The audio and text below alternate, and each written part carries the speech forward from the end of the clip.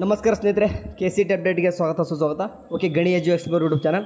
ಈ ಒಂದು ಚಾನಲಲ್ಲಿ ಕಳೆದ ಒಂದು ವಾರದಿಂದನೂ ಕೂಡ ಎಲ್ಲನೂ ಕೂಡ KCETಗೆ ಸಂಬಂಧಪಟ್ಟಾಗಿ ಅಪ್ಡೇಟ್ಸ್ಗಳನ್ನು ಹೇಳ್ತಾ ಇದ್ದೀನಿ, ಇನ್ಫಾರ್ಮೇಷನ್ ಕೊಡ್ತಾ ಇದ್ದೀನಿ. ಅಪ್ಡೇಟ್ಸ್ ಜೊತೆಗೆ ಕೆಲವೊಂದಿಷ್ಟು ಇನ್ಫಾರ್ಮೇಷನ್ ಕೂಡ ಕೊಡ್ತೀನಿ. ಏನಕ್ಕೆ ಹೇಳ್ತಿದ್ದೀನಿ ಅಂತಂದರೆ, ನಿಮಗೆ ಈ ಒಂದು ಚಾನಲ್ ಸಬ್ಸ್ಕ್ರೈಬ್ ಆಗಿ ಇಟ್ಕೊಳ್ಳೋದಂದ್ರೆ ಏನಪ್ಪ ಆಗುತ್ತೆ ಅಂತಂದರೆ, ನೀವು ಅಡ್ವಾನ್ಸ್ ಆಗಿರ್ತಾರೆ, ಮುಂದೆ ಯಾವುದೋ ಒಂದು ಪ್ರೊಸೆಸ್ ಬರ್ತದೆ ಅಂತಂದರೆ ಇಮಿಡಿಯೇಟಾಗಿ ಒಂದು ಯಾವುದೇ ರೀತಿಯಾಗಿ ಒಂದು ಕನ್ಫ್ಯೂಷನ್ ಇರೋದು. ಓಕೆ, ಒಂದು ಏನಂತಾರೆ, ಒಂದು ಸ್ಪಷ್ಟವಾಗಿ ನಿಮಗೆ ಒಂದು ಐಡೆಂಟಿಟಿ ಒಂದು ಸಿಗ್ತದೆ, ಈ ಒಂದು ಆ್ಯಕ್ಟಿವಿಟಿ ಈ ರೀತಿ ನಡೀತಿದೆ ಅಂತ ಒಂದು. ಸೊ ಅದೇ ರೀತಿಯಾಗಿ ನಮ್ಮೊಂದು ವಾಟ್ಸಪ್ ಗ್ರೂಪ್ ಕೂಡ ಇರ್ತದೆ, ಹೋಗ್ಬಿಟ್ಟು ಜಾಯ್ನ್ ಆಗ್ಬೋದು. ಓಕೆ, ಈಗ ಒಂದೊಂದ್ಬಿಟ್ಟು ಈಗ KCET ಸಂಬಂಧಪಟ್ಟಾಗೆ ಬ್ಯಾಡ್ ನ್ಯೂಸ್ ಅಂತ ಏನಿದೆ ಅಂತಂದರೆ, ಹೌದು ನಿಜವಾಗ್ಲೂ ಕೂಡ KCETಯಲ್ಲಿ ನಿಮಗೆ ರಿಸಲ್ಟ್ ಯಾವಾಗ ಬರ್ತದೆ ಅಂತ ಹುಡುಗರು ಕೇಳ್ತಾ ಇದ್ರಿ.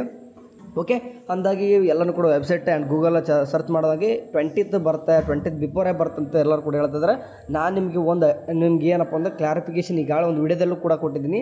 ಏನಂತಂದರೆ, ಬೇಕಾದ್ರೆ ಇಲ್ಲೊಂದು ನಿಮ್ಗೆ ನ್ಯೂಸ್ ಪೇಪರ್ ತೋರಿಸ್ತೀನಿ, ನಿಮಗೆ ಇಲ್ಲಿ ಕಾಣಿಸ್ತಿದೆ ನೋಡಿ, ವೈಟ್.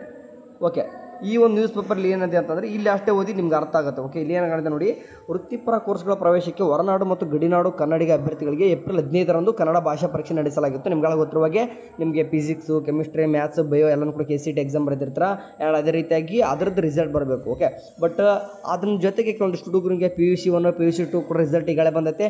ಮತ್ತು CBSE ICSE ಅದನ್ನು ಕೂಡ ರಿಸಲ್ಟ್ ಬಂದುಬಿಟ್ಟು ಅದ್ರ ಕೂಡ ಮಾರ್ಕ್ಸ್ ಡಾಟಾ ತೊಗೊಂಡಿದ್ದಾರೆ. ಬಟ್ ಈಗ ಉಳಿದಿರೋದು ಏನಂತಂದ್ರೆ, ಈಗ ಹೊರನಾಡು ಗಡಿನಾಡು ಈಗ ಸ್ಟೂಡೆಂಟ್ಸ್ ಏನಿದ್ದಾರೆ ಅವರು ಕೂಡ KCET ಎಕ್ಸಾಮ್ ಬರ್ತಿರ್ತಾರೆ. ಬಟ್ ಹೊರನಾಡು ಗಡಿನಾಡು ಅಂತಂದರೆ ಏನು ನೋಡು, ಫಾರ್ ಎಕ್ಸಾಂಪಲ್ ಈಗ ಗಡಿನಾಡು ಕಡೆ ಬಂದ್ರಪ್ಪ, ಕೇರಳ ಸ್ಟೂಡೆಂಟ್ಸ್ ಕೂಡ ಬರ್ದಿರ್ತಾರಲ್ವ, ಆ ಕೇರಳ ಸ್ಟೂಡೆಂಟ್ಸು ಕೂಡ ನಿಮಗೆ ಅವ್ರದ್ದು ಕೂಡ KCET ರಿಸಲ್ಟ್ ಅನೌನ್ಸ್ಮೆಂಟ್ ಆಗಬೇಕಂದ್ರೆ ಅವ್ರದ್ದು ಕೂಡ PUC ಮಾರ್ಕ್ಸ್ ಬೇಕು. ಓಕೆ, ಆ PUC ಮಾರ್ಕ್ಸ್ ಬರ್ಬೇಕಂದ್ರೆ ಅವ್ರ ರಿಸಲ್ಟ್ ಬರಬೇಕು. ಅವ್ರದ್ದು ಇನ್ನು ಕೇರಳ ಸ್ಟೂಡೆಂಟ್ಸ್ ಇನ್ನೂ ಕೂಡ ರಿಸಲ್ಟ್ ಏನಪ್ಪ ಅಂದರೆ May 21ಗೆ ಬರ್ತಾ ಇದೆ. ಓಕೆ, ಕೊಟ್ಟಿದ್ದು ನೋಡ್ರಿ, May 21ಗೆ ಬರ್ತದೆ. ಅಂತಂದರೆ May 21 ಕೂಡ ನೀವು ರಿಸಲ್ಟ್ ಎಕ್ಸ್ಪೆಕ್ಟೇಷನ್ ಮಾಡೋಕ್ಕೆ ಆಗಲ್ಲ. ಓಕೆ, ನೀವು ಸುಮ್ಮನೆ ವೇಸ್ಟ್ ಆಫ್ ಟೈಮ್ ಮಾಡ್ಕೊಂಡಿದ್ದೀರಾ. May 21 ಕೂಡ ನಿಮ್ಮ ರಿಸಲ್ಟ್ ಬರೋಲ್ಲ. ಓಕೆ, May 21 ಬಂದ ತಕ್ಷಣ, ಓಕೆ ನಿಮ್ಗೆ ಹೇಳ್ತಾ ಇದ್ದೀನಿ, May 21 ಬಂದ ತಕ್ಷಣ May 21 ಅವತ್ತೇ ನಿಮಗೆ KCET ರಿಸಲ್ಟ್ ಬರ್ಬೋದು. ಓಕೆ, ಅಥವಾ ನಿಮ್ಮ ಮರುದಿನ, ಓಕೆ ಅಂದರೆ 22ಕ್ಕೆ ಬರ್ಬೋದು. ಆಲ್ಮೋಸ್ಟ್ ನಮ್ಗೆ ಅನ್ಸೋಮಟ್ಟಿಗೆ 21ಕ್ಕೆ ಬಂದ ತಕ್ಷಣ ಅವತ್ತೇ ತೊಗೊಂಡು ಅವತ್ತೇ ಬಿಡೋಕೋತಾರೆ ಚಾನ್ಸ್ ಎಲ್ಲ ಕೇಳಿದವರು. ಸೊ ಹಂಗಾಗಿ ಏನಾಗುತ್ತೆ ಅಂದರೆ 22ನೇ ತಾರೀಕು ಏನಪ್ಪ ಅಂದರೆ ರಿಸಲ್ಟ್ ಆಲ್ಮೋಸ್ಟ್ ಕೇಳಿದವ್ರಿಗೆ ಬಿಡ್ತಾರೆ. ಇಲ್ಲ 21ನೇ ತಾರೀಕು ಬಂತು, 22ನೇ ತಾರೀಕು ಎಲ್ಲನೂ ಕೂಡ ಮಾರ್ಕ್ಸ್ನ ತೊಗೊಳ್ಳೋದು ಕಡೆಯಿಂದ ಪ್ರೊಸೆಸ್ ನಡೀತು, ಅವತ್ತು ಬಿಡೋಕ್ಕಾಗಲ್ಲ ಅಂತಂದರೆ 23ಕ್ಕೆ ಬರುತ್ತೆ. So B prepare. ಓಕೆ, ಈಗ ಇನ್ನೂ ಅಷ್ಟು ದಿನ ವೇಟ್ ಮಾಡಿದ್ರೆ ಅಂದರೆ ಲಾಸ್ಟ್ ಡೇಟಿಗೆ ಅಂದರೆ ವೇಟ್ ಬಂದಿದ್ದಾರೆ. ಬಟ್ KCET ರಿಸಲ್ಟ್ ನೋಡಿ, ನಿಮ್ಗೆ ಗೊತ್ತಿರುವಾಗೆ KE ಕಡೆಯಿಂದ ಯಾವುದೇ ರೀತಿಯಾಗಿ ಒಂದು ಅಫಿಷಿಯಲ್ ಆಗಿ ಒಂದು ನೋಟಿಫಿಕೇಶನ್ ಬರಲ್ಲ.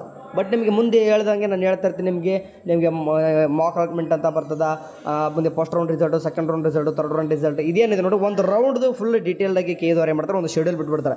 ಯಾವಾಗ ಆಪ್ಷನ್ ಎಂಟ್ರಿ ಸ್ಟಾರ್ಟ್ ಆಗ್ತದೆ, ಯಾವಾಗ ಎಂಡ್ ಆಗುತ್ತೆ, ಯಾವಾಗ ನೀವು ಆಪ್ಷನ್ ಎಂಟ್ರಿ ಮಾಡಬೇಕು, ಯಾವಾಗ ನಿಮಗೆ ಮುಂದೆ ಸೀಟ್ ಯಾವಾಗ ಅಲಾಟ್ಮೆಂಟ್ ಆಗುತ್ತೆ, ಮತ್ತು ಅಲಾಟ್ಮೆಂಟ್ ಆದ ತಕ್ಷಣ ನೀವು ಯಾವಾಗ ಚಾಯ್ಸ್ ಎಂಟ್ರಿ ಮಾಡಬೇಕು, ಮತ್ತು ನೀವು ಕಾಲೇಜ್ ಸೇರ್ಕೊಳ್ಳೋಕ್ಕೆ ಏನೇನೆಲ್ಲ ಆ್ಯಕ್ಟಿವಿಟೀಸ್ ಮಾಡಬೇಕು, ಮತ್ತು ಲಾಸ್ಟ್ ಡೇಟ್ ಯಾವಾಗ ಅಡ್ಮಿಷನ್ ಮಾಡ್ಕೋಬೇಕು ಎಲ್ಲನೂ ಕೂಡ ಒಂದು ಶೆಡ್ಯೂಲ್ ಮೂಲಕ ಬಿಡ್ತಾರೆ. ಬಟ್ ಇಲ್ಲಿ ಯಾವ ರೀತಿ ಆಗುತ್ತೆ ಅಂತಂದರೆ, ಯಾವುದೇ ರೀತಿಯಾಗಿ ಒಂದು ಶೆಡ್ಯೂಲ್ ಅನ್ನೋದು ಬಿಡಲ್ಲ, ಒಂದು ಟೈಮರ್ ಅನ್ನೋದು ಬಿಡಲ್ಲ. ಓಕೆ, ಸಡನ್ನಾಗಿ ಏನು ಮಾಡ್ತಾರೆ, ಒಂದು ರಿಸಲ್ಟ್ನ ಅನೌನ್ಸ್ಮೆಂಟ್ ಮಾಡ್ತಾರೆ. ಓಕೆ, ಒಂದು KE ಕಡೆಯಿಂದ ವರ್ಷನೂ ಕೂಡ ಇದೇ ರೀತಿ ಮಾಡ್ತಾರೆ. ಈ ವರ್ಷನೂ ಕೂಡ ನಿಮ್ಗೆ ಗೊತ್ತಿರುವಾಗ ಹೋದ ವರ್ಷನೂ ಕೂಡ May 20th, okay 20th result ಬಂದಿದೆ, ಅಂದರೆ ಅನೌನ್ಸ್ಮೆಂಟ್ ಆಯಿತು. ಬಟ್ ನೀಡ್ದು ಒಂದು ಸ್ಕ್ಯಾಮ್ ಆಗಿರೋ ಕಾರಣ ಲೇಟ್ ಆಯಿತು. ಈ ವರ್ಷನೂ ಕೂಡ ಬ್ಯಾಡ್ ನ್ಯೂಸ್ ಏನಪ್ಪ ಅಂತಂದರೆ, ಮತ್ತು ಮಧ್ಯಪ್ರದೇಶದಲ್ಲಿ ಏನಪ್ಪ ಆಗ್ತಿದೆ ಅಂತಂದರೆ, ಒಂದು ಕೋರ್ಟ್ ಕೇಸ್ ನಡೀತಾ ಇದೆ. ನಿಮ್ಗೆ ಅದನ್ನು ವೀಡಿಯೋ ಮಾಡಿದೆ, ಬಟ್ ನೋಡಿಲ್ಲ ಅನ್ಸುತ್ತೆ. ಈ ಒಂದು ವೀಡಿಯೋದಲ್ಲಿ ಕೇಳಿ ನೋಡಿ, ಒಂದು ಕರೆಂಟ್ ಇಲ್ಲದ ಕಾರಣ ಒಂದು ಮಧ್ಯಪ್ರದೇಶದಲ್ಲಿ ಒಂದು ಎಕ್ಸಾಮ್ ಸೆಂಟ್ರಲ್ಲಿ ಎಕ್ಸಾಮ್ ನಡೆದಿದೆ. ಅದು ತಕ್ಕಂಗೆ ಪೇರೆಂಟ್ಸ್ ಏನು ಮಾಡಿದ್ರೆ ಹೈಕೋರ್ಟ್ಗೆ ಹೋಗಿದ್ರೆ, ಹೈಕೋರ್ಟಲ್ಲಿ ಇನ್ನೂ ಕೂಡ ಟೈಮ್ ತೊಗೊಳ್ತದೆ.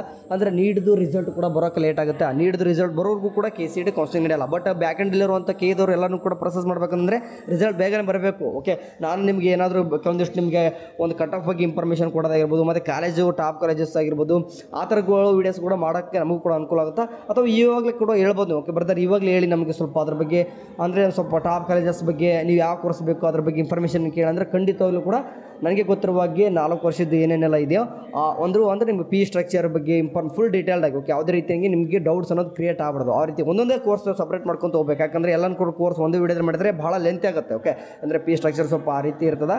ಅಂದರೆ ಅದು ಫೀ ಸ್ಟ್ರಕ್ಚರು ಕೂಡ ಸಪ್ರೇಷನ್ ಬೇರೆ ಇದೆ, ಅಂದರೆ ಎಲ್ಲರಿಗೂ ಒಂದೇ ಥರ ಇರೋಲ್ಲ. ಸೊ ಹಂಗಾಗಿ ಅದನ್ನು ಬೇರೆ. ಮತ್ತು ಅಡ್ಮಿಷನ್ ಪ್ರೊಸೆಸ್ ಕೂಡ ಕೆಲವೊಬ್ಬರು ಚೇಂಜಸ್ ಇರ್ತದೆ. ಮುಂದೆ ನಿಮಗೆ SNK ಕೋಟ ಅಂದರೆ ಇಂಜಿನಿಯರ್ ಸ್ಟೂಡೆಂಟ್ಸ್ಗೆ ಬರ್ತದೆ. ಮತ್ತು ಈಗ ಆಪ್ಷನ್ ಎಂಟ್ರಿ ಮಾಡುವಾಗ ಕಂಬೈಂಡಾಗಿ ನಡೀತಾ ಇರ್ತದೆ. ನಿಮಗೆ ಫುಲ್ ಹೊಸ ವರ್ಡ್ಗಳನ್ನು ಕೇಳ್ತಾ ಹೋಗ್ತೀರಾ. ಅದ್ರ ಬಗ್ಗೆ ತುಂಬ ಒಂದು ಕ್ಲಾರಿಫಿಕೇಶನ್ ಸಿಗ್ತಾ ಹೋಗ್ತಂದ್ರೆ ನಿಮಗೂ ಕೂಡ ಗೈಡ್ಲೈನ್ಸ್ ಏನಾಗುತ್ತೆ ಅಂದರೆ ತುಂಬ ಈಸಿ ಆಗುತ್ತೆ. ಪ್ರೊಸೆಸ್ಸು ಒಂದು ಸಿಂಪಲ್ಲಾಗಿ ಮುಗಿದೋಗುತ್ತೆ. ಓಕೆ, ಯಾವುದೇ ರೀತಿ ಕಾಂಪ್ಲೆಕ್ಸ್ ಆಗಲ್ಲ, ವರಿಬೇಡ. ಡೈಲಿ ಅಪ್ಡೇಟ್ ಇರ್ರಿ, ನಿಮ್ಗೆ ಈಸಿ ಆಗುತ್ತೆ, ವರಿಬೇಡ. ಯಾರೆಲ್ಲ ಸಡನ್ನಾಗಿ ಇವಾಗ ಬಂದು ನೋಡ್ತಿದ್ದೀರಿ, ಇವಾಗ ತಾನೇ ಸ್ಟಾರ್ಟ್ ಮಾಡ್ತಿದ್ದೀನಿ ಅಂತ KCITಗೆ ಕನ್ಫ್ಯೂಸ್ ಆಗುತ್ತೆ. ಸೊ ಹಂಗಾಗಿ ಮೊದಲು ವಾಟ್ಸಪ್ ಗ್ರೂಪ್ಗೆ ಜಾಯ್ನ್ ಆಗಿ, ನಾವು ಯಾವಾಗ ಈ ಸದ್ಯಕ್ಕೆ ಅಷ್ಟು ಯೂಟ್ಯೂಬ್ ವೀಡಿಯೋಸ್ ಅಷ್ಟೇ ಶೇರ್ ಮಾಡ್ತಿದ್ವಿ. ಮುಂದೆ ನಿಮಗೆ ವಾಯ್ಸ್ ಮೆಸೇಜ್ ಹಾಕ್ತೀನಿ, ಕೆಲವೊಂದಿಷ್ಟು ಇನ್ಫಾರ್ಮೇಷನ್ನ ಟೈಪ್ ಮಾಡಿ ಕಳಿಸ್ತೀನಿ, ವರಿಬೇಡ. ಓಕೆ, ನಿಮಗೆ ಸಂಬಂಧಪಟ್ಟ ಕೆಲವೊಂದಿಷ್ಟು PDFಸ್ಗಳು ನಿಮಗೆಲ್ಲನೂ ಕೂಡ ಯೂಸ್ ಆಗುವಾಗೇ ಇರ್ತದೆ. ಓಕೆ, ಸರಿ. ಇದಿಷ್ಟು ಈ ಒಂದು ವಿಡಿಯೋದಲ್ಲಿ. ಆ್ಯಂಡ್ ಏನಾದರೂ ಅಪ್ಡೇಟ್ ಬಂದರೆ ಕೇದಲ್ಲಿ ಖಂಡಿತವಾಗ್ಲೂ ಕೂಡ ನಿಮ್ಗೆ ಅಪ್ಡೇಟ್ ತಿಳಿಸ್ತೀನಿ. ಹೇಳೋಕಾಲ ಕೇಳಿದ್ರು ಸಡನ್ನಾಗಿ ಶಾಕಿಂಗ್ ನ್ಯೂಸ್ ಕೂಡ ಕೊಡ್ತಾರೆ. ಆದರೂ ಕೂಡ ಪೇಷನ್ಸ್ ಕೂಡ ಇರಲಿ. ಹೇಳ್ತಾ ಇದ್ದೀನಿ ನೋಡಿ, ನಿಮಗೆ ಅಕ್ಟೋಬರ್ವರೆಗೂ ಕೂಡ ಹೋಗುತ್ತೆ ಇದು ಕೌನ್ಸಿಲಿಂಗ್. ಸೆಪ್ಟೆಂಬರ್ ಅಕ್ಟೋಬರ್ವರೆಗೂ ಖಂಡಿತ ಹೋಗುತ್ತೆ. ಓಕೆ, 3rd ರೌಂಡ್ ಮುಗಿಯೋಷ್ಟರಲ್ಲಿ. ಆ್ಯಂಡ್ ಮಾಪಪ್ ರೌಂಡ್ ಬಗ್ಗೆ ಕೂಡ ಇನ್ಫಾರ್ಮೇಷನ್ ಗೊತ್ತಿಲ್ಲ, ಅದ್ರ ಬಗ್ಗೆ ಕೂಡ ಹೇಳೋಣ. ಸರಿ, ಸದ್ಯಕ್ಕಂತೂ ಎಷ್ಟೊಂದೆಲ್ಲ ಅಷ್ಟು ರಿಸಲ್ಟ್ ಬಗ್ಗೆ ಅಷ್ಟೇ ವೇಟ್ ಮಾಡ್ತಾರೆ. ಅದ್ರ ಬಗ್ಗೆ ನಿಮಗೆ ಮುಂದೆ ಹೇಳ್ತಾ ಹೋಗ್ತೀನಿ. Okay, thank you for watching. ಅವನಷ್ಟೇ, ಬಾಯ್.